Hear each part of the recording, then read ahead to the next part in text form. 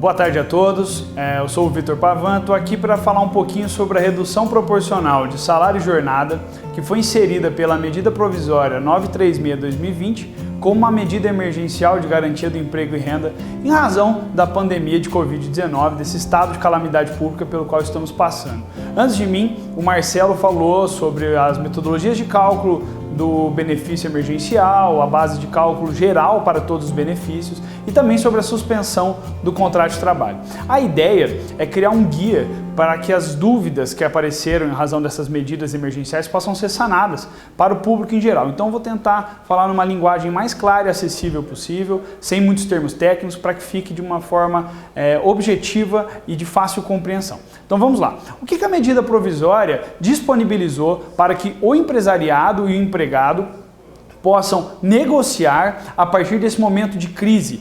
A crise trouxe para o Brasil uma situação que já se via em outros países do lockdown, ou seja, o fechamento de portas do comércio, da indústria, sem atividade econômica. O que acontece com o meu contrato de trabalho? Eu, como empresário, o que eu posso fazer para que a minha folha de pagamento não me leve à ruína, não me cause falência nesse momento já tão difícil de quebra de fluxo de caixa, de faturamento? Então, o governo trouxe essa possibilidade de se reduzir proporcionalmente a jornada e o salário e, em contrapartida, garantir ao empregado após o fim desse período uma estabilidade, e o governo entra ainda com um auxílio via os fundos do FAT, do Fundo de Amparo ao Trabalhador, que vai ser de onde vai se retirar os recursos para pagar aos trabalhadores essa parcela com a qual o governo vai participar. Então aqui, inicialmente, nós temos três situações. A MP trouxe a possibilidade de que empregador e empregado individualmente pactuem essa redução proporcional de jornada e salário. Acontece que, recentemente, no dia 6 de abril, o ministro Lewandowski decidiu que eu posso até pactuar individualmente, mas eu tenho que comunicar esse pacto ao sindicato do empregado para que ele, no prazo legal, possa se manifestar quanto a esse pacto. Permanecendo ele em silêncio, mesmo notificado, aí então esse pacto começa a gerar efeitos. É importante se lembrar disso. Mas vamos lá, são três faixas de redução que eu posso pactuar diante do meu empregado. São 25% de redução da jornada, 50% de redução da jornada ou 70% de redução da jornada. E em cada uma dessas faixas eu terei correspondentes reduções de salário. E veja só que é importante, a redução aqui é com relação àquelas verbas que o empregado recebe diretamente pela prestação de serviço. Porque outras verbas são liberalidade do empregador, ficarão suspensas nesse período, já que não haverá a integral prestação de serviço, dependendo aí, claro, de cada caso. Mas vamos lá. Vamos dizer que eu reduzi em 25% a jornada do meu trabalhador. Nesse mesmo momento, o governo entraria com 25% de pagamento, mas não do salário dele, isso é importante que fique bem claro. 25% do valor do benefício emergencial, que se calcula, como o Marcelo explicou, na mesma forma que se calcula o salário, o seguro-desemprego, o valor que o empregado receberia caso ele tivesse requerido o seguro-desemprego. Então, digamos, quem ganha até R$ 1.599,66 terá o seu salário multiplicado por 0,8 e então por 25%. E a partir daí eu vou retirar o valor que o governo vai pagar. Nós vamos chegar lá. Numa redução de 50% da minha jornada, eu vou reduzir igualmente 50% do salário do meu empregado e o governo vai arcar com 50% do valor do benefício. Por fim, a redução de 70%, igualmente eu arco com 30% do salário do meu empregado, já que ele vai estar trabalhando somente 30% da jornada, e o governo entra com a parcela de 70% do valor do benefício emergencial. Aqui é importante fazer um adendo. Apesar da possibilidade de eu firmar esse tipo de pacto por acordo individual, conforme previsto lá na MP, existe uma faixa salarial que só por acordo coletivo ou convenção coletiva é que eu vou poder reduzir salário e jornada, que é quem ganha entre 3 salários mínimos, ou seja, R$ 3.135 e R$ 12.202,12, que é 2 vezes o teto dos benefícios da Previdência Social e possui diploma superior. Quem está nessa faixa entre 3.135 e 12.202, eu não posso fazer acordo individual em hipótese alguma. Sempre tem que ser por meio de acordo coletivo com participação do sindicato. Fora dessas faixas, eu posso fazer o acordo individual, mas eu tenho que notificar o sindicato desses acordos individuais, enviar para o sindicato o acordo individual, dizendo, olha, eu pactuei com o meu empregado essa redução de jornada e salário. Vocês têm interesse de assumir a negociação coletiva? Se no prazo legal, que segundo a MP foi reduzido à metade, ou seja, 4 dias, o sindicato não se manifestar, então aí sim eu posso diretamente com o empregado fazer esse pacto, perfeito? Então são as 3 hipóteses de redução gerais, 25%, 50% e 70% da jornada. Lembrando que sempre, aquilo que o meu trabalhador continua trabalhando, a empresa continua pagando. O que ele não trabalhar, ou seja, o que reduzir, o governo vai cobrir essa redução através do benefício emergencial. Perfeito? Vamos lá. Agora existe uma outra situação, que é quando em um acordo coletivo ou convenção coletiva, eu pactuo outro percentual de redução que não 25, 50 ou 70. Digamos, por exemplo, que eu fiz um acordo coletivo prevendo que a minha redução vai ser de 35% da jornada de trabalho. É um percentual que não está nesses 3 patamares básicos fixados na MP. Nesses casos, há uma tabelinha que eu preciso seguir e ela traz algumas faixas em que o governo vai participar e outras não. Se eu pactuar uma redução de jornada inferior a 25% do tempo de trabalho, então, por exemplo, uma redução de 20% da jornada, o governo não paga nenhum centavo e o meu trabalhador vai ter uma redução salarial proporcional à jornada sem qualquer benefício. Agora, a partir de 25%, o governo começa a participar. Na faixa de redução entre 25% e abaixo de 50%, ou seja, até 49,99%, o governo entra com 25% do benefício como contrapartida. Entre 50% e 70% de redução, 50% do benefício. E acima de 70%, por exemplo, se eu pactuar uma redução de 90% da minha jornada e salário, o governo pagará apenas 70% do valor do benefício ao empregado, ou seja, ele terá uma perda real aí, fora a perda nominal em razão do valor do benefício, de 20% referente ao tempo que ele não vai trabalhar e não vai receber também uma compensação do governo.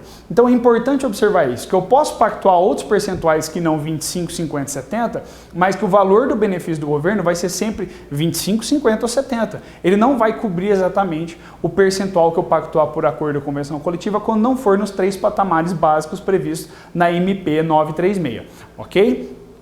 Passando aqui, vamos falar um pouquinho da metodologia de cálculo do valor do benefício e do salário do empregado quando houver a redução. A base de cálculo do benefício emergencial não muda muito quanto àquela que é utilizada para a suspensão.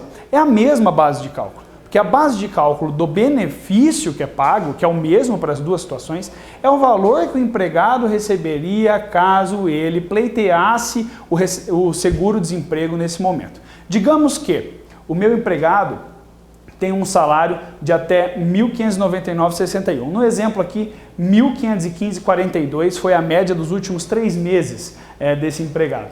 Nesse caso, eu adoto a primeira linha da nossa tabela, que é multiplicar o salário médio por 0,8, ou seja, 80% do salário médio. Assim eu terei um valor de benefício de seguro-desemprego de R$ 1.212,34. Considerando aqui uma redução de 70% da minha jornada de trabalho, o governo vai pagar 70% do valor que ele teria direito se ele aderisse ao seguro-desemprego. Nesse caso, vai pagar 70% de 1.212, que são R$ 848,64. Mas e os outros 30% que ele continua trabalhando? Qual que é a base de cálculo que eu uso? Bom, isso é simples. Eu vou continuar pagando o salário dele reduzido a 30%. Então, se antes eu pagava R$ 1.515,42, agora eu vou pagar 30% de R$ 1.515,42, são as horas que ele vai continuar trabalhando. Ou seja, eu vou pagar R$ 454,63 para o meu empregado e ele vai ter um ganho total por mês de R$ 1.303,26. Mas, Vitor, ele teve uma redução nominal no salário dele. Sim, ele perdeu aí cerca de R$ 240 R$ perdão, do valor nominal do salário dele, mas o valor da hora dele aumentou. Porque antes eu pegava 1.515 e dividia por 220, o valor é bem inferior do que eu pegar 1.303 e reduzir por 30% desses 220, ou seja, por 66 horas que ele vai trabalhar efetivamente no mês. Então o valor da hora, salário dele, aumenta, ao passo que o valor nominal pode vir a ficar reduzido, ok? Uma situação que pode gerar dúvidas. Quando eu falo de empregado comissionista, aquele que ganha pelas vendas que realiza, pelos produtos que entrega, ele não tem um salário fixo. Como que funciona, Vitor? Veja só, se o meu comissionista é misto, eu vou ter que fazer o cálculo proporcional à média das comissões e à parte fixa e chegar a uma média salarial dos últimos 3 meses. Afinal de contas, o artigo 457, parágrafo 1º da CLT, prevê que integram o salário os valores fixos pagos pelo empregador, as comissões e as gratificações legais que ele perceber, em contraprestação ao serviço que ele presta à empresa. Então vamos lá, quando é comissionista misto, eu vou pegar a parte que ele recebe fixa e a parte variável e fazer o cálculo da média salarial dos últimos 3 meses. Agora, se ele é comissionista puro? Bom, vejamos.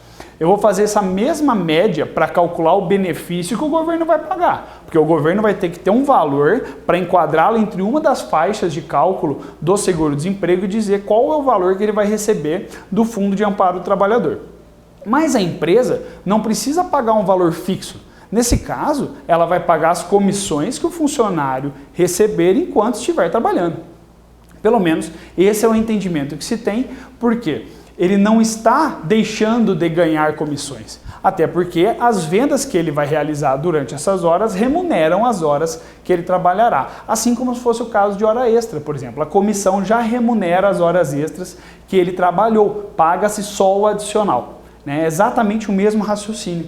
Então é importante quanto à comissão, quando eu tenho essa redução de jornada, eu não preciso complementar para que se atinja a média da comissão do mês passado. Ele vai receber as comissões que ele auferir pelas horas que ele continuar trabalhando. Perfeito? Uma segunda situação. Como fica o piso garantido? Muitas vezes os comissionistas têm um piso mínimo que eles têm que receber em razão da possibilidade de variação de sua remuneração, que é definido em convenção coletiva.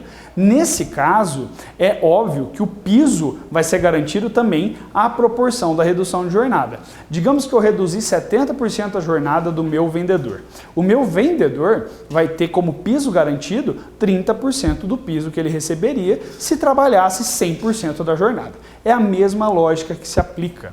Tá? Então é muito importante nesses casos específicos contar com uma assessoria especializada para que a empresa não pague mais do que necessário e também para que o empregador não venha a sofrer, ou o empregado, perdão, não venha a sofrer um prejuízo indevido. Então para que o pagamento seja feito corretamente. Aqui o conceito de salário é muito importante. É sempre importante lembrar que salário engloba não só o que é fixo e recorrente todo mês, mas também o que varia em forma de comissões e gratificações legais. Perfeito? Aqui um exemplo de cálculo de um empregado que teve média salarial de R$2.000 nos últimos 3 meses. O valor do seguro-desemprego que ele receberia caso fosse aí, aderir ao programa numa hipotética demissão seria de R$ 1.479,87.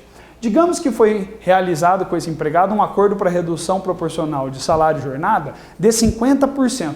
Nesse caso, a empresa vai pagar 50% do salário do empregado, não do valor do benefício. Então a empresa vai pagar para ele R$1.000, que corresponde a 50% das horas que ele vai continuar trabalhando. Por sua vez, o governo federal vai pagar 50% do benefício, cujo valor é de R$ 1.479,87 e não de R$ 2.000, porque a metodologia de cálculo do valor do benefício seguro-desemprego não corresponde identicamente ao salário que o empregado recebia antes de requerer o benefício. Então, somando a parte do governo com a parte da empresa, a gente teria um total aqui de R$ 1.739,94 por mês. É óbvio que em praticamente 100% dos casos haverá uma redução nominal do valor do salário que o empregado recebia. mas é importante entender que é um momento de crise, de dificuldade, que adaptações são necessárias, renúncias são necessárias para todos os lados, para que a gente possa superar as dificuldades e encontrar um caminho de volta à normalidade o mais breve possível, tá bem? Importante lembrar aqui, reduzir jornada ou suspendir o empregado durante esse período aí de vigência da medida provisória, ele vai ter, após o fim da suspensão, ou o retorno à integralidade da jornada de trabalho, digamos, reduzi para 50%, agora retornei para 100% de novo. A partir de hoje, quando ele retorna a trabalhar 100% e deixa de receber o benefício do governo, ele terá uma estabilidade correspondente ao tempo que ele ficou integrado nesse programa. Então, digamos que ele ficou 37 dias recebendo esse benefício. Ele vai ter 37 dias de estabilidade, perfeito? Vitor, minha empresa não tem como mantê-lo no quadro, em razão da queda do faturamento, eu vou ter que demiti-lo. Bom, nesse caso, a medida provisória já prevê a indenização que tem que ser paga ao empregado no caso de ele vir a ser demitido durante a estabilidade. Nesse caso, eu vou ter que pagar, como vamos sugerir aqui uma redução de 50%. É o inciso segundo, 75% do que ele teria direito a receber durante o período de estabilidade, se eu tiver reduzido a jornada dele durante esses 37 dias em até de 50% a 70%, então de 50% a 70%. Então digamos que o meu empregado lá ganhava R$2.000 por mês, ele tinha 37 dias de estabilidade, eu vou ter que pagar aí 75% desse valor que corresponderia a 37 dias de trabalho calculado sobre os 2.000 que ele tinha de média salarial e não sobre o valor que ele recebeu enquanto estava afastado. Então, há uma indenização pré-fixada e ela garante ao empregado que ele possa usufruir desse período de garantia no emprego, porque o objetivo do programa não é só desonerar a folha, é também garantir empregos, né? Não aumentar a taxa de desemprego no país. Então, há 3 hipóteses. Se eu reduzir a jornada de 25% a 50%, eu preciso pagar 50% do que ele receberia no período de estabilidade como indenização.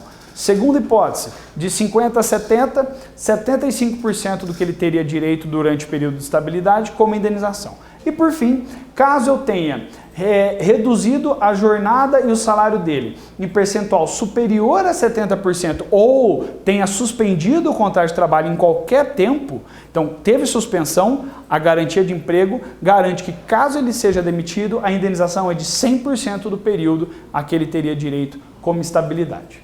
Ok? Agradeço muito. A intenção desse vídeo é realmente instruir, trazer informações relevantes. São muitas medidas legislativas, muitos temas que trazem confusão às nossas cabeças. Espero poder ter esclarecido um pouco o tema. E boa sorte a todos, saúde a todos, fiquem em casa e que em breve a gente possa sair desse momento de dificuldade. Um abraço!